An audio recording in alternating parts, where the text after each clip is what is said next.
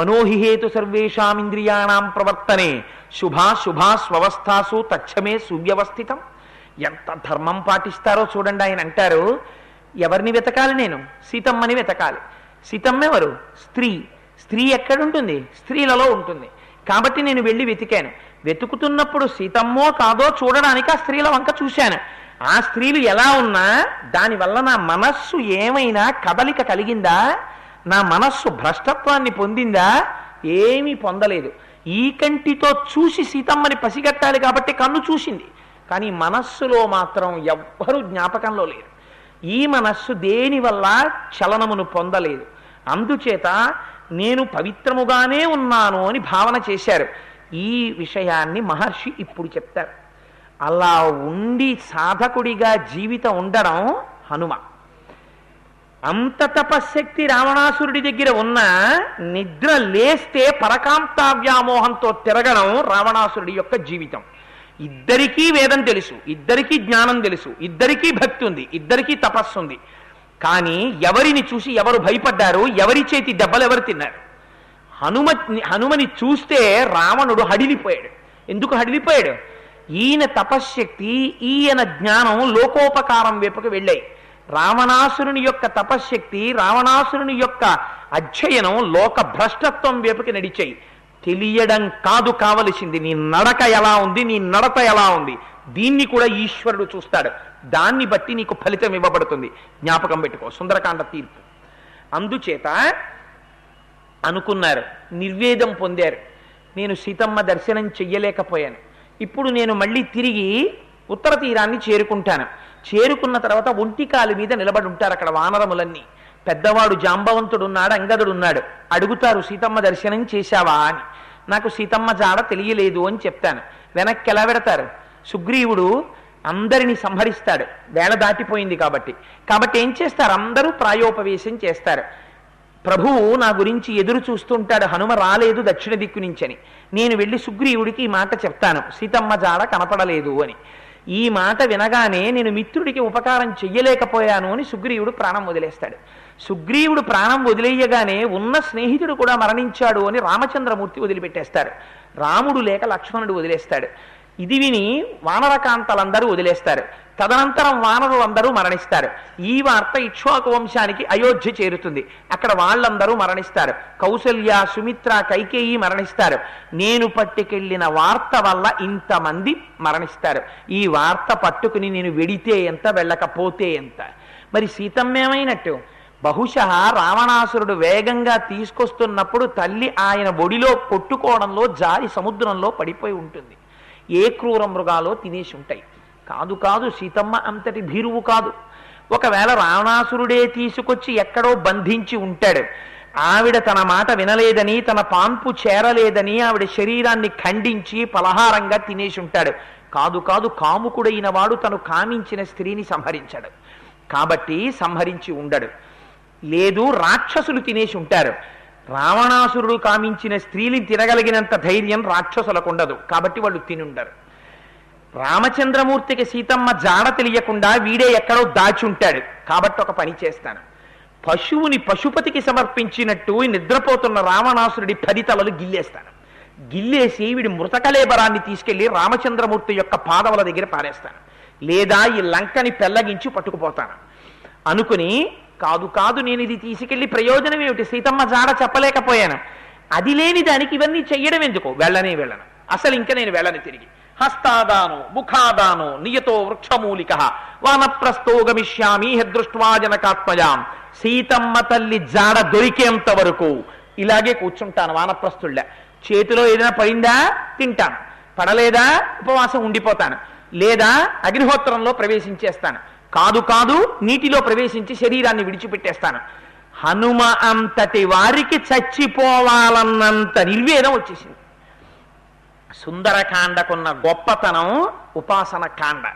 మిగిలిన వాళ్ళు చచ్చిపోదామంటే దర్భలు పరిచేసుకుంటారు. హనుమ గొప్పతనం ఏమిటంటే ఆయనకున్న భక్తి. మిమ్మల్ని కాపాడేదేది అంటే భక్తి ఒక్కటే. మాకు ఐశ్వర్యం ఉందండి, నీకు అక్కడికి రాదు. మైనాకుడి కన్నా నువ్వు ఐశ్వర్యవంతుడుగా, బంగారు శిఖరాలున్నాయి మైనాకుడికి. ఇంద్రుడు వజ్రం పెట్టి కొడితే ఎగరలేకపోతే వాయుదేవుడు తీసుకెళ్లి సముద్రంలో బారేశాడు. నేను చాలా అధికారం ఉన్నవాణ్ణండి. రావణాసురుడి కన్నా అధికారం ఉన్నవాడివా? 10 తలలు తెగిపోయాయి. రావణాసురుడి కన్నా గొప్పవాడివి కావు. జటాయువు కన్నా గమనవేగం ఉన్నవాడివా? లేకపోతే సంపాతి కన్నా గొప్పవాడివా? అటువంటి వాళ్లే దుందుడుకు పనులు చేస్తే దెబ్బతిన్నారు. సంపాతంతటి వాడు సూర్యుడి వైపుకి వెడితే రెక్కలు కాలిపోయాయి. అందుచేత నువ్వేది జ్ఞాపకం పెట్టుకోవాలి?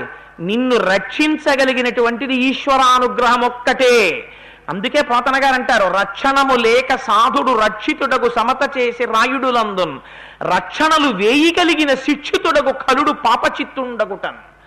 ఏ రక్షణ లేకపోయినా పుణ్యాత్ముడైతే బ్రతికేస్తాడు. నేను నిడదవోలు షటిల్ జర్నీ చేసేటటువంటి రోజుల్లో ఒక నిండు గర్భిణీ అయిన స్త్రీ రన్నింగ్ ట్రైన్లో మరుగుదొడ్లోకి వెళ్ళింది. వెళ్ళి తలుపేసుకుని లోపలికి వెళ్ళింది. 20 నిమిషాలు అయిపోయింది, 30 నిమిషాలు అయిపోయింది, 35 నిమిషాలు అయిపోయింది, బయటికి రాదు. కొంతసేపు అయిన తర్వాత పాపం వాళ్ళు వెళ్ళి తలుపులు కొట్టారు. తలుపులు కొట్టి మొత్తం మీద ఆవిడ లేచింది, తలుపు తీసింది. గమ్మత్తు ఏమిటంటే ఆవిడికి లోపల శిశు జననం అయిపోయి ఆ పిల్లవాడు ఆ ల్యాబరేటరీకి ఉండేటటువంటి హోల్లోంచి కింద పడిపోయాడు. ట్రైన్ వెళ్ళిపోయాడు. ఇది తెలిసి ట్రైన్ చైన్ పుల్ చేశారు. గమ్మత్తు ఏమిటో తెలుసా అండి? అదే సమయానికి ఆ పిల్లవాడు జారి ఆ శిశువు రాళ్ల మీద పడిపోతే, రైలంతా వెళ్ళిపోతే, ఒక హాకర్ అంటే ఈ నేరేడు పళ్ళు అవి ఇవి అమ్ముకునే వాళ్ళు ఉంటారే, వాళ్ళు అవుటర్ సిగ్నల్ దగ్గర దిగిపోతుంటారు. ఎందుకంటే వాళ్ళకి లైసెన్స్ లేదని పట్టుకుంటారు స్టేషన్లోనే, అక్కడే దిగిపోతుంటారు వాళ్ళు. వాడొకడు అవుటర్ సిగ్నల్ దగ్గర దిగిపోయిన వాడు ఉన్నాడు. వాడు చూశాడు ఈ పిల్లాన్ని. ఇంత శిశువు ఆ కింద పడిపోయింది, కదలలేదు, ఏడుస్తున్నాడు. రైలు పైనుంచి వెళ్ళిపోయింది. వాడు అదృష్టం ఏదీ తగలలేదు, ఏడుస్తూ అలాగే పడున్నాడు ఆ పిల్లాడు. ఆ పిల్లాన్ని తీసి వాడు బుట్టలో పెట్టుకుని తెచ్చాడు. తెచ్చి ఆ పిల్లాన్ని పెంచుకుంటుంటే ఆ తర్వాత ఈ విషయం తెలిసింది. ఆ తల్లికి ఆ బిడ్డని ఇచ్చేశారు. ఎవరు రక్షించారు? ఎవరి ప్రజ్ఞ రక్షించింది? ఆ తల్లి ఏనాడో చేసిన తపస్సుంది. ఒక్కరోజు పిల్లవాణ్ణి జారవిడుచుకుంది, కానీ తన బిడ్డడు తనకి దక్కాడు. తల్లి 9 నెలలు కడుపులో పెంచుకున్న పిల్లవాడు జారిపోతే చిట్ట చివర తపస్సు యొక్క ఫలితాన్ని పొందే ముందు జారిపోయిన ఋషి ఎంత బాధపడతాడో ఆ ఋషి బాధ కన్నా 1,000 రెట్ల బాధ ఉంటుంది తల్లికి. అటువంటి తల్లి మళ్ళీ ఆ పిల్లవాడు దొరికితే ఎంత పొంగిపోయి ఉంటుందో మీరు ఆలోచించండి. ఆ రోజున అంత రైలు వెళ్ళిపోతుంటే ఎవడు రక్షించాడు? అన్ని రాళ్ల మీద పడిపోతే ఏ వైటల్ ఆర్గాను డ్యామేజ్ అవ్వకుండా ఎవడు కాపాడాడు? ఏ కుక్కో పట్టుకు పారిపోకుండా ఎవడు రక్షించాడు? ఆ సమయానికి అక్కడికి ఒక అమ్ముకునేవాడిని తెచ్చి ఆ బిడ్డని రక్షించాలన్న కోరిక ఎవడు పుట్టించాడు? వాడు పరమాత్మ. ఆ పరమాత్మ అనుగ్రహం ఉన్నంతసేపు నీకే ప్రమాదం ఉండదు. ఎటువంటి ఒడుదుడుకులు వచ్చినా వాడు కాపాడుతూనే ఉంటాడు.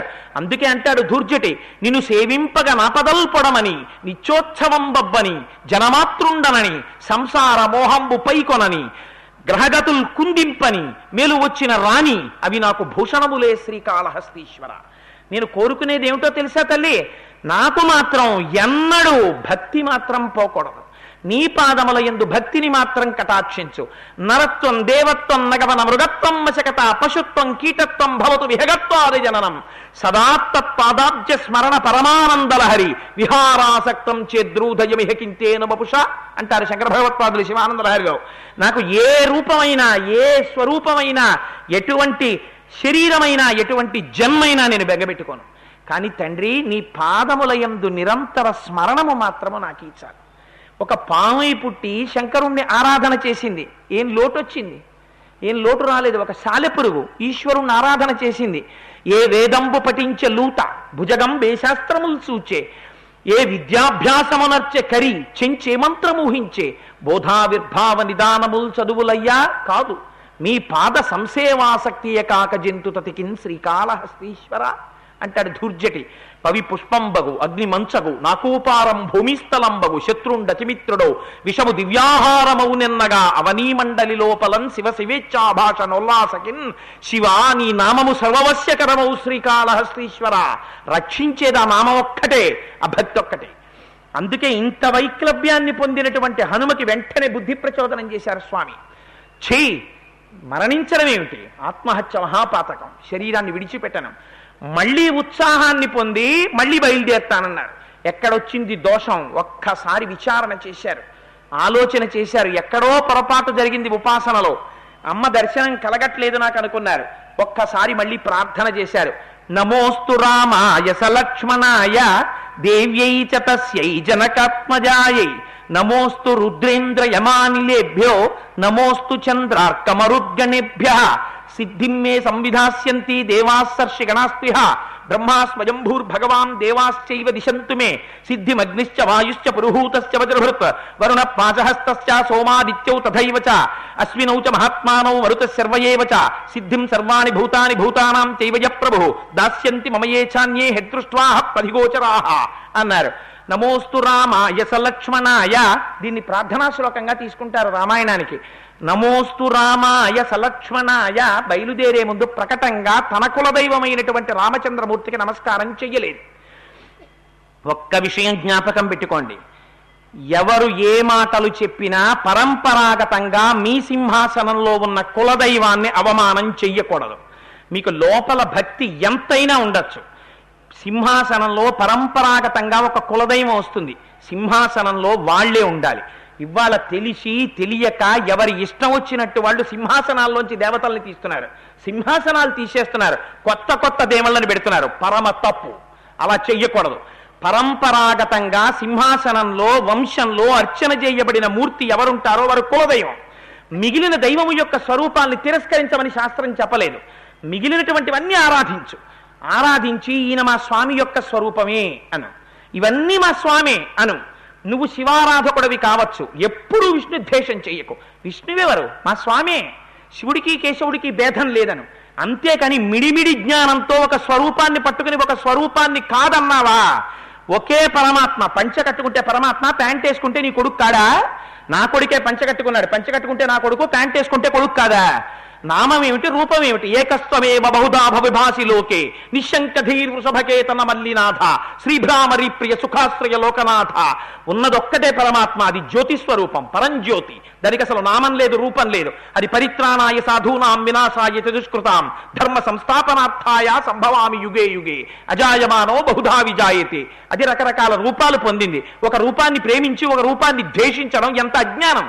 అలా అయితే ఒక వ్యాస భగవానుడు అన్ని సహస్రనామ స్తోత్రాలు ఎందుకు ఇస్తాడు? అందుకని నీ కులదేవతను ఆరాధించు సింహాసనంలో పెట్టి, కానీ ఇతర దేవతల్ని ఎప్పుడూ ద్వేషించకు. ఈ స్వామి అలా ఉన్నారని చెప్పు, నోరార కీర్తించు. అందుకే పోతన గారు ఒక మాట అంటారు, ఎప్పుడు చేసిన చేతులారంగ శివుని పూజింపడేని నోరు నొవ్వంగ హరికీర్తి నుడువడేని దయయు సత్యంబు లోనుగా తలపడేని కలుగనేటికి తల్లుల కడుపు చేటు. నువ్వు భాగవతాన్ని నమ్మినవాడివైతే, పోతన గారిని నమ్మినవాడివైతే ఇది జ్ఞాపకం పెట్టుకో. అందుకని అక్కడ ఎంత అందమైన మాట చెప్పారో చూడండి. నమోస్తు రామాయ సలక్ష్మణాయ, తాను బయలుదేరే ముందు రామచంద్రమూర్తికి ఎక్కడా ప్రకటంగా నమస్కారం చెయ్యలేదు. అందుకని ఇప్పుడు ఆ దోషాన్ని దిద్దుకుంటున్నారు.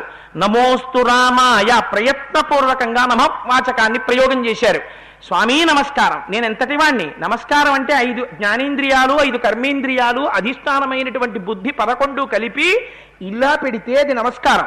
ఇలా అంటే ఆఫీస్ నమస్కారం, పెద్దల దగ్గర భగవంతుడి దగ్గర ఇలా పెట్టాలి. అందుకని నమోస్తు రామాయ సలక్ష్మణాయ, లక్ష్మణునితో కూడుకుని ఉన్నటువంటి రాముడికి నమస్కారం. భాగవతులతో కూడుకుని ఉన్నటువంటి పరమాత్మ మరింత ప్రసన్నుడై ఉంటాడు. అందుకని నమోస్తు రామాయ సలక్ష్మణాయ దేవ్యై చ తస్యై జనకాత్మజాయై. అమ్మా, నిన్ను నేను వెతకడమేమిటమ్మా? దేవీ శృతిం భగవతీం ప్రథమే పుమాంసః తత్సద్గుణౌఘమణికోశ గృహం గృణంతి తద్వారపాటన పటూని చ ఇతిహాస సంతర్కణ స్మృతి పురాణ పురస్సరాణి అంటారు పరాశర భట్టర్లు శ్రీగుణరత్న కోశంలో. పురాణములైనా వేదములైనా ఉపనిషత్తులైనా అమ్మవారు ఉండేటటువంటి చిరునామా చెప్తాయి తప్ప అమ్మవారి యొక్క దర్శనాన్ని చేయించలేవు. అమ్మవారి దర్శనం అమ్మవారి యొక్క అనుగ్రహం మీద ఆధారపడి ఉంటుంది. అమ్మా, నేనా అమ్మా నిన్ను దర్శనం చేసేవాణ్ణి? నేను నీ గురించి వెతకనా? వెతికితే నువ్వు కనపడతావా? అలా ఎందుకు కనపడతావమ్మా? నువ్వు అనుగ్రహిస్తే నాకు దర్శనమిస్తావు. తెలియక నేను వెతుకుతున్నానని వెతికానమ్మా, నేను కాదు వెతికేవాణ్ణి. సీతమ్మ తల్లి దర్శనాన్ని హనుమ చేసుకున్నారన్న ఖ్యాతి నువ్వు నాకు ఇవ్వాలి. దానివల్ల నేను కృతార్థుడనవ్వాలి. రేపొద్దున్న లోకంలో అందరూ శింశుపావృక్షం కింద కూర్చున్న సీతమ్మ దర్శనం హనుమకు అయింది అని సంతోషించాలి. అమ్మా, నాకు అటువంటి భాగ్యాన్ని ఇయ్యమ్మా, నేను నిన్ను చూడడం ఏమిటమ్మా, పొరపాటు జరిగిపోయింది అన్నారు.